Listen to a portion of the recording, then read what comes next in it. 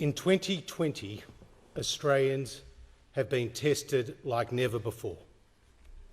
Flood, fires, drought, and a global pandemic. So many Australians, through no fault of their own, are doing it tough. Lives have been lost, businesses have closed, jobs have gone. Our cherished way of life has been put on hold. Our local heroes, the healthcare workers on the front line, just as the volunteer firefighters did over summer, are showing us the way. Their courage, commitment and compassion show the very best of Australia. Tonight, a grateful nation gives thanks. These qualities are the invisible strength of Australia. We are a resilient people, a proud nation, and we will get through this together. The Great Depression and 2 world wars did not bring Australia to its knees, and neither will COVID-19. Mr. Speaker, COVID-19 has resulted in the most severe global economic crisis since the Great Depression. Across the world, the equivalent of 600 million jobs have been lost.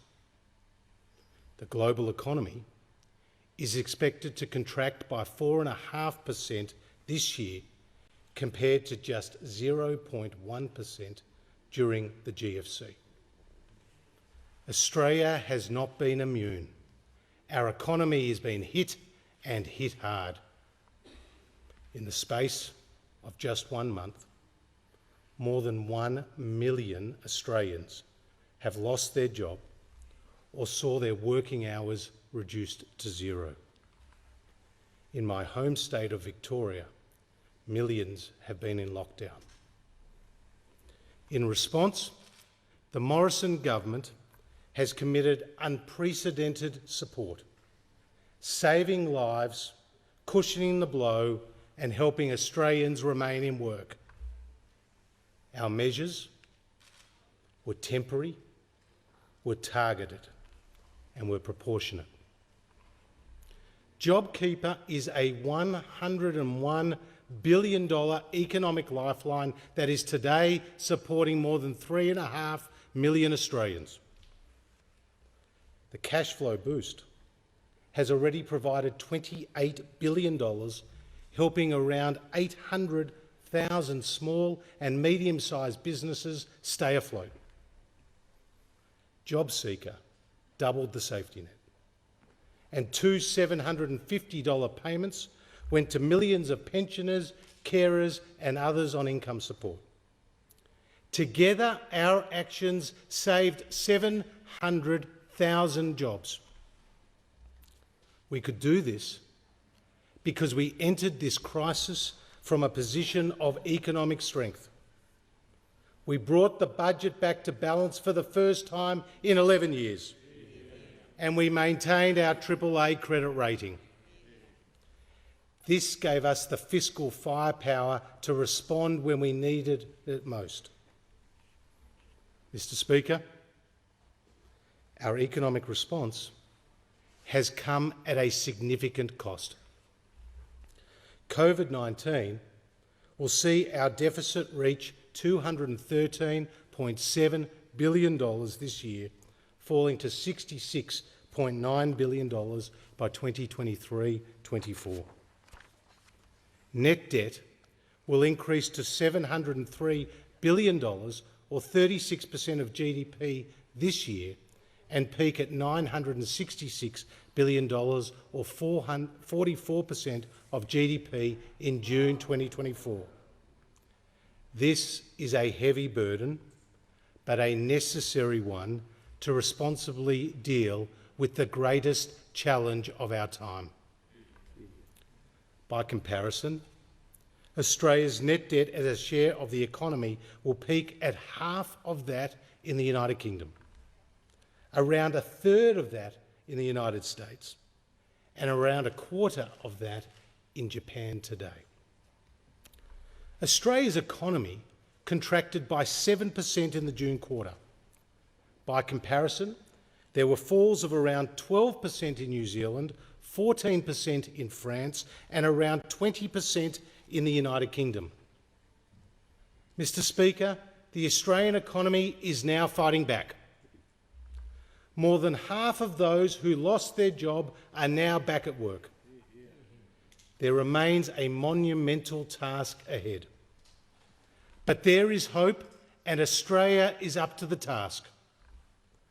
Tonight, we embark as a nation on the next phase of the journey. A journey to rebuild our economy and secure Australia's future. Our plan will grow the economy. Our plan will create jobs.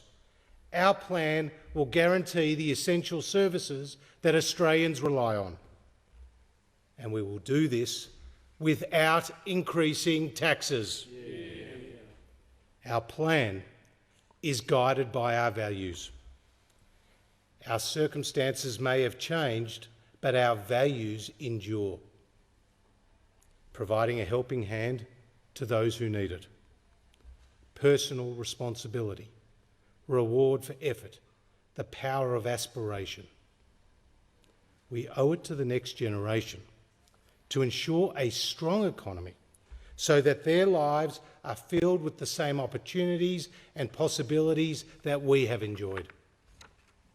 Tonight, I lay out the Morrison government's economic recovery plan to steer Australia through this crisis and build a better future.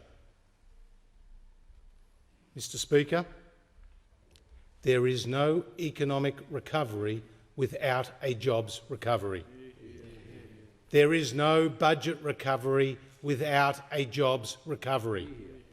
And this budget is all about jobs. Starting tonight, there will be a new JobMaker hiring credit to encourage businesses to hire young Australians. The JobMaker hiring credit will be payable for up to 12 months and immediately available to employers who hire those on JobSeeker aged 16 to 35. It will be paid at the rate of $200 a week for those aged under 30 and $100 a week for those aged 30 to 35. New hires must work for at least 20 hours a week. All businesses other than the major banks will be eligible. And Treasury estimates that this will support around 450,000 jobs for young people. Mr. Speaker, having a job means more than having an income. It means economic security. It means independence. It means opportunity. And we can't let this COVID recession take that away. Mr. Speaker, this budget is making a record investment in upskilling and reskilling Australians. We have established the $1 billion Job Trainer Fund to create up to 340,000 free or low-cost training places for school leavers and job seekers. We have also committed $2.8 billion to protect 180,000 apprenticeships and trainees. And tonight we go further. We commit an additional $1.2 billion to create 100,000 new apprenticeships, with a 50% wage subsidy for businesses who employ them. In this budget, to help Australians get a job, we are funding 50,000 new higher education, short courses in agriculture, health, IT, science and teaching. 12,000 new Commonwealth supported places for higher education in 2021. 2,000 Indigenous students through the Clontarf Foundation to complete Year 12 and pursue further education or find employment. And we are investing in regions across Australia to connect job seekers to local employment opportunities, including in Darwin, Townsville and Cairns in our north, through to Gippsland, Hobart and Adelaide in the south, from Perth in the west and the Hunter in the east.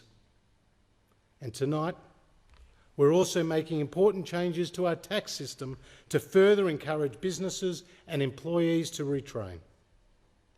In a modern economy, workers and businesses need to adapt, and so should our tax system. Mr. Speaker, in last year's budget, we promised the Australian people tax relief so that they could keep more of what they earn. We delivered, putting more money into the pockets of hard-working Australians, strengthened our economy and our ability to respond to this economic crisis. Tonight, we go further again. More than 11 million taxpayers will get a tax cut backdated to the 1st of July this year. Yeah. Australians will have more of their own money to spend on what matters to them, generating billions of dollars of economic activity and 50,000 new jobs. It will help local businesses to keep their doors open and hire more staff. Lower and middle income earners will this year receive tax relief of up to $2,745 for singles and up to $5,490 for dual income families compared with 2017-18. We will achieve this by bringing forward stage 2 of our legislated tax cuts by 2 years, lifting the 19% threshold from $37,000 to $45,000 and lifting the 32.5% threshold from $90,000 to $120,000. We will also retain the low and middle income tax offset for an additional year. As a proportion of tax payable compared to 2017-18, the greatest benefits will flow to those on lower incomes, with those earning $40,000 paying 20% less tax, and those on $80,000 paying around 11% less tax this year. Under our changes, more than 7 million Australians receive tax relief of $2,000 or more this year. These expanded tax cuts are part of a major structural reform to our tax system that will see around 95% of taxpayers face a marginal tax rate of no more than 30 cents on the dollar in 24-25. Under the Coalition, taxes will always be lower. Mr. Speaker, 8 out of every 10 jobs in Australia are in the private sector. It is the engine of the Australian economy, and it needs a kickstart. Building on the successful expansion of the instant asset write-off during the COVID crisis, tonight we go further, announcing the largest set of investments any Australian government has ever provided, the largest set of investment incentives any Australian government has ever provided.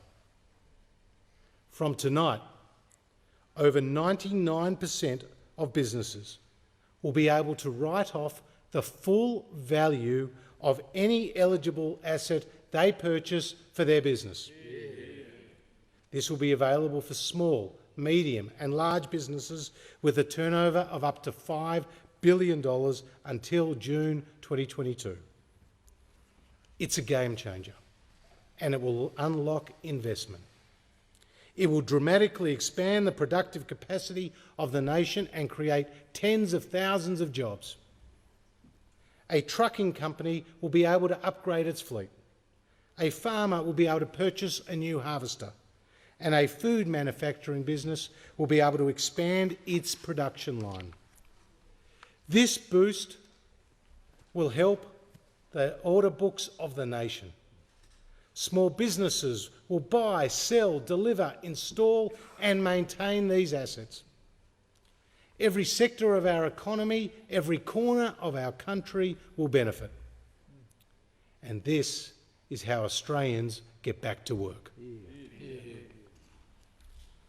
Mr. Speaker, through no fault of their own, millions of small and medium-sized businesses have faced lockdowns and restrictions that have severely impacted their ability to trade.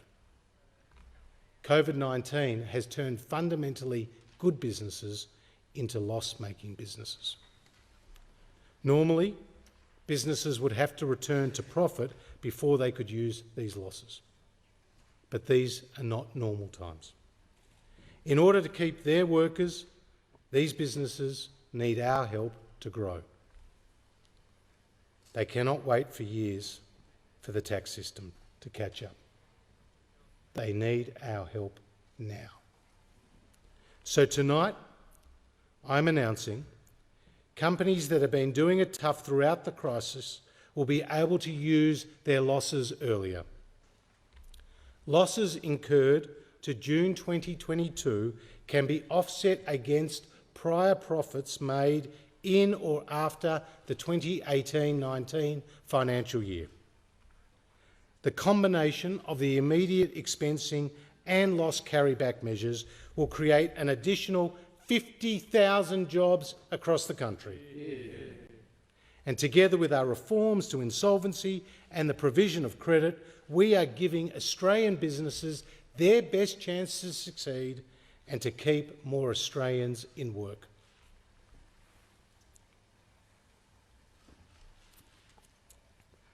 Mr. Speaker, Australian women made up the majority of those who lost their jobs during the crisis. As the health restrictions have eased, these jobs have started to come back, with 60% of the 458,000 jobs that have been created since May filled by women. But challenges remain. We are determined to see female workforce participation reach its pre-COVID record high. This budget includes our second Women's Economic Security Statement with $240 million in measures and programs to support new cadetships and apprenticeships for women in science, technology, engineering and mathematics, job creation and entrepreneurialism, and women's safety at work and at home. The 2020 Women's Economic Security Statement will create more opportunities and choices for women, not just for this recovery, but for generations ahead. Mr. Speaker, COVID-19 has reinforced the importance of Australia's sovereign manufacturing capability. Almost overnight, resourceful Australian businesses adapted. A reconfigured supply chain tripled mask production at a factory in Shepparton. Production lines for sleep apnea devices were converted to make ventilators in Western Sydney. Gin distilleries became manufacturers of hand sanitizer across Tasmania. And tonight, we build on these strengths with a plan to assure Australian manufacturing plays an even greater role in our economic recovery. Our $1.3 billion modern manufacturing plan will target 6 national manufacturing priorities: food and beverage manufacturing, resources technology and critical minerals processing, medical products, recycling and clean energy, defence industry and space industry. This plan is built on the JobMaker platform of enabling our manufacturing businesses to be globally competitive through cheaper and reliable energy, better skills and training, lower taxes, less red tape, and more flexible workplaces. Mr. Speaker, research and development, the adoption of digital technology and affordable and reliable energy will be critical to Australia's future economic prosperity. In this budget, we are providing $2 billion in additional research and development incentives, removing the cap on refunds, lifting the rate and rewarding those businesses that invest the most. We're also providing $459 million in additional funding for the CSIRO, $1 billion for new research funding for our universities, backing our best and brightest minds whose ideas will help drive our recovery, and $1.9 billion in new funding as part of our energy plan to support low emissions and renewable technologies, helping to lower emissions and address climate change. We're also helping to unlock 5 key gas basins, starting with the Beetaloo Basin in the Northern Territory and the North Bowen and Galilee Basins in Queensland. More gas at lower prices will support more jobs in Australia's manufacturing sector. Mr. Speaker, rebuilding our economy includes building more roads, more rail and more bridges. In this budget, we will expand our 10-year infrastructure pipeline, which is already supporting 100,000 jobs across work sites today. Together, what we have announced since the start of this crisis, measures in this budget will see $14 billion in new and accelerated infrastructure projects support a further 40,000 jobs. This will boost productivity and deliver benefits to Australians. This budget will fund major projects across each state. The Singleton Bypass and Bolivia Hill upgrade in New South Wales. The upgrade of the Shepparton and Warrnambool rail lines in Victoria. The Coomera Connector in Queensland. The Wheatbelt Secondary Freight Network in Western Australia. The Main South Road duplication in South Australia. The Tasman Bridge upgrade in Tasmania, the Carpentaria Highway upgrades in the Northern Territory and the Molonglo River Bridge in the ACT. These and many other projects we are funding will set Australia up for the future, because we know that building more infrastructure now means building and creating more jobs. So tonight, we're also announcing $2 billion investment, a $2 billion investment in road safety upgrades to save Australian lives. Yeah. Funding for these shovel-ready projects will be provided on a use-it or lose-it basis. If a state drags its feet, another state will get the money. Yeah. We need works to start, not stall. We're also expanding the local roads and community infrastructure program, investing an additional $1 billion to support local council immediate upgrades of local roads, footpaths and street lighting. These investments in our local communities will support local jobs. Mr. Speaker, our regions have endured the most widespread natural disasters in decades. Tonight's budget includes a package of measures to create jobs and back regional Australia's economic recovery. $2 billion in concessional loans to help farmers overcome the devastating drought. $350 million to support regional tourism, attract domestic visitors back to the regions, and a further round of the Building Better Regions Fund. And $317 million for Australian exporters to continue to access global supply chains, building on the 80,000 tonnes of exports we have already helped get to market. Mr. Speaker, our regions cannot thrive without water. This government is building water infrastructure for the 21st century to increase our water security, build resilience, deliver jobs and grow our agricultural sector. We've already funded over 20 projects to supply billions of litres for productive use, with construction of the Emu Swamp Dam currently underway. In this budget, we have doubled our commitment to the Wyangala and Dungowan dams, with our investment totalling $567 million. Tonight, we go further. I announced $2 billion in new funding to build vital water infrastructure across the country as part of our national water grid, including dams, weirs and pipelines. Yeah. This will support regional communities and support regional jobs. Mr. Speaker, protecting our environment and this magnificent continent is our responsibility. This budget builds on the investments we made in last year's budget with an additional $1.8 billion in funding for the environment.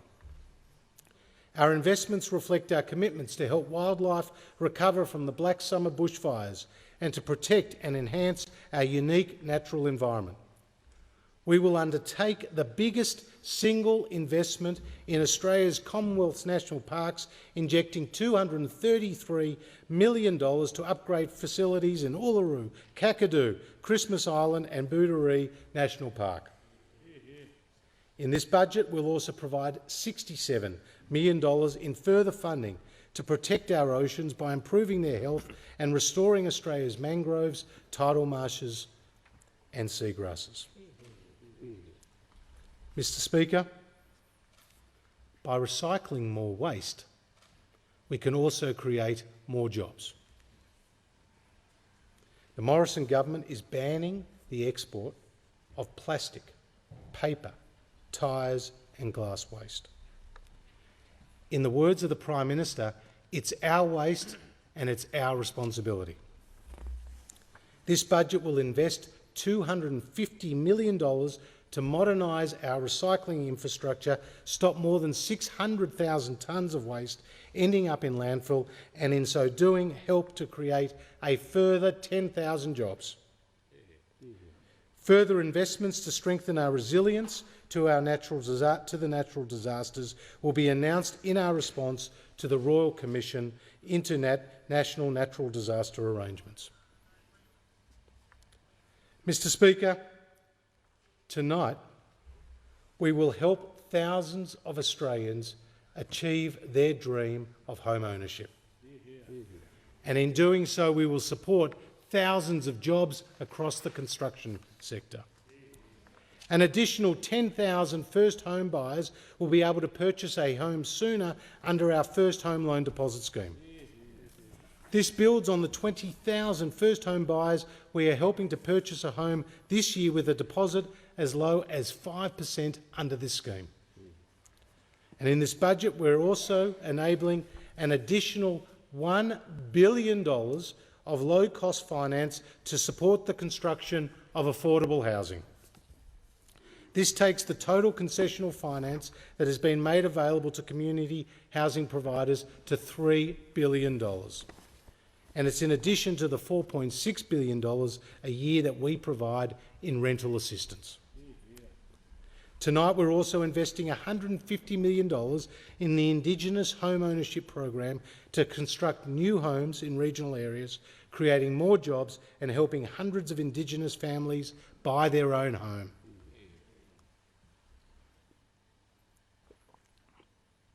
Mr. Speaker, the COVID-19 crisis has confirmed how vital it is to have a strong economy that can continue to guarantee the delivery of essential services. In this budget, there is record funding for hospitals, record funding for schools, record funding for aged care, record funding for childcare, and record funding for disability services. We're providing an additional $3.9 billion for the NDIS, which is providing life-changing support to 400,000 Australians with a disability. Every Australian can be confident that the NDIS will always be fully funded under a coalition government. We have committed over $16 billion as part of the government's ongoing health response to the COVID-19 crisis, securing millions of masks, gowns, goggles, ventilators, and we have worked with the states to significantly increase the capacity of intensive care units right across the country. We have extended Medicare subsidised telehealth services, enabling more than 30 million consultations to occur since the crisis began.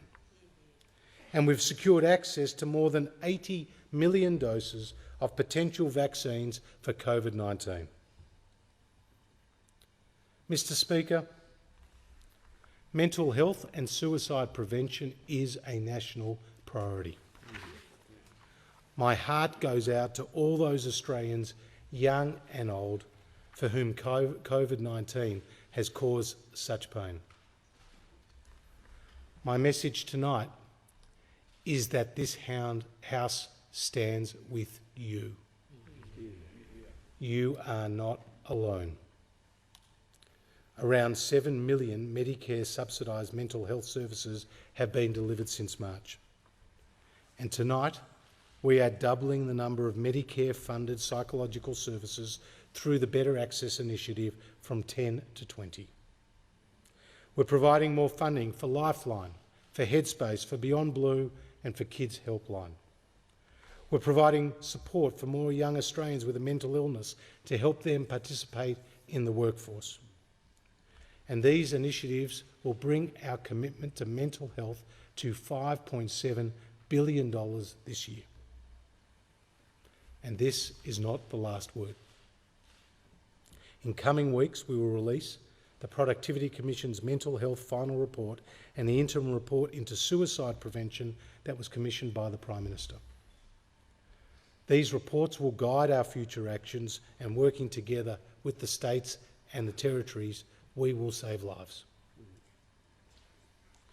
Mr. Speaker, the Pharmaceutical Benefits Scheme has provided critical medicines to Australians. We have delivered on our commitment to list all medicines recommended by the independent experts, with more than 2,000 new and amended listings since we came to government. Tonight, I'm announcing the listing of Lynparza to help women with ovarian cancer. Instead of costing more than $140,000 per course of treatment, patients will now have access to this medicine for $6.60 per script for concession card holders and around $41 per script for general patients. This is what it means to have a strong economy. This is what it means to look after one's fellow Australian. Mr. Speaker, senior Australians have faced enormous challenges during COVID-19, including isolation and separation from their children, their grandchildren and their friends. To support our aged pensioners, we provided $750 payments in April and July.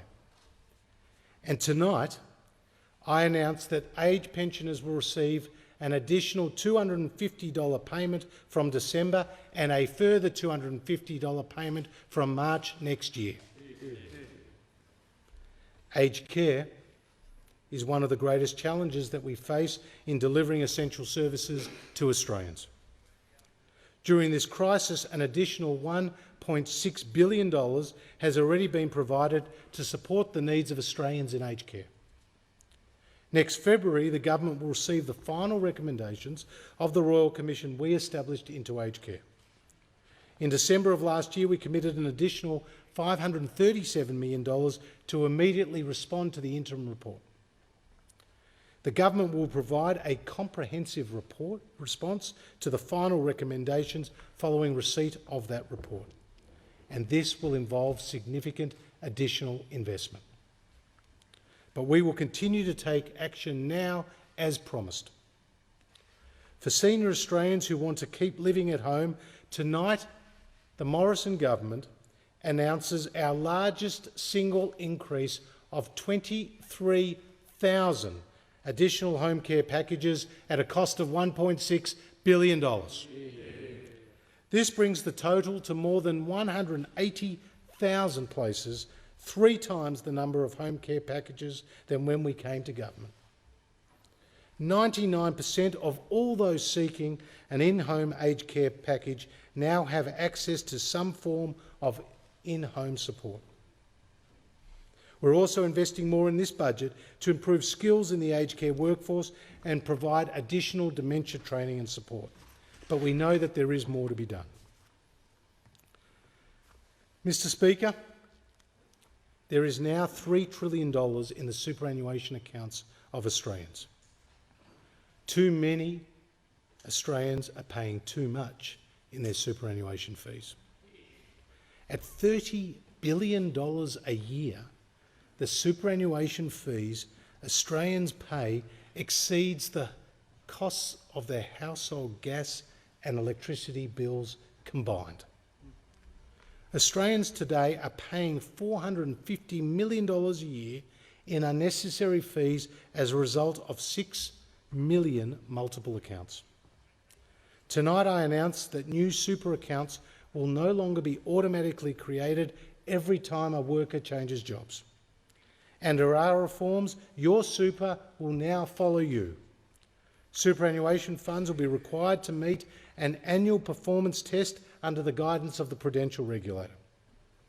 Poor performing funds will have nowhere to hide and will be required to notify their members of their underperformance. And to help more Australians make an informed choice about who will manage their retirement savings, the government will also establish an online comparison tool known as Your Super. It will provide Australians with transparent and trusted information about fees and returns. Over the next decade, the reforms announced tonight will reduce waste in the system and save Australian workers $17.9 billion, ensuring your super works better for you. Yeah. Mr. Speaker, the coronavirus is a new and invisible enemy. However, other threats to our security have not gone away. Additional funding in this budget will see a total $1.7 billion invested in our cyber security plan to keep Australians safe and secure online. A further $450 million is provided for our law enforcement and intelligence agencies to keep Australians safe from domestic and foreign threats. And we're also providing record funding for the Australian Defence Force as it continues to defend our interests abroad as well as come to our aid here at home. We saw them in action, evacuating families stranded by the fires at Malakuta, disposing of livestock that had fallen victim to flood in Julia Creek, and conducting over 250,000 COVID tests across the country. Our Defence Force is always there for us. In this budget, we are bringing forward $1 billion in planned defence spending to support jobs, as well as extending a range of health and employment programs for our veterans, helping them to transition to civilian life. Mr. Speaker, the global economic environment remains uncertain, with the impact of this crisis to be felt for many years to come. In Australia, the economy is forecast to fall by 3.75% this calendar year and unemployment to peak at 8% in the December quarter. Next calendar year, the economy is forecast to grow by 4.25% and unemployment to fall to 6.5% by the June quarter in 2022. Our economic and fiscal strategy sets out the path to grow our economy, to stabilise the debt and to reduce it over time. It has two phases. First, it focuses on boosting consumer and business confidence, growing the economy and creating jobs. And once the recovery has taken hold and the unemployment rate is on a clear path back to pre-crisis levels, comfortably below 6%, we will move to the second phase, where there is a deliberate shift from providing temporary and targeted support to stabilising gross and net debt as a share of the economy. We will then rebuild our fiscal buffers so that we can be prepared for the next economic shock. More people in jobs means a stronger budget position. Mr. Speaker, This year, Australians' circumstances have changed dramatically, but Australians have not. We are a hard-working, resilient, resourceful and compassionate people. Across this country, people are digging deep, banding together and getting on with it. The road to recovery will be hard, but there is hope. The Morrison government's message to all Australians is that we have your back. Yeah. And we have a plan to rebuild our economy and create more jobs.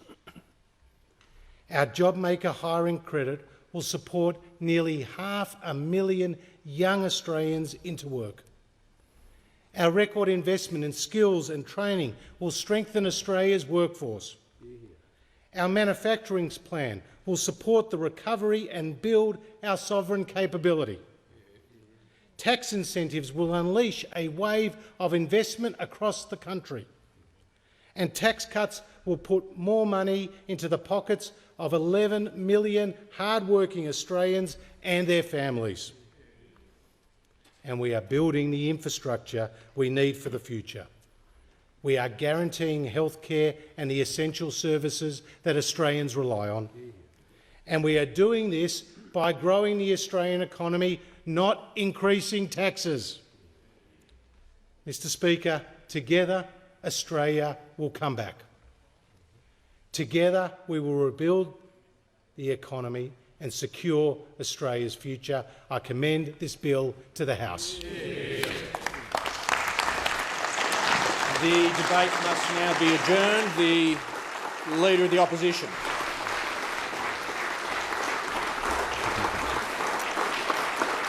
Thanks, Mr. Speaker. I move that the debate be adjourned.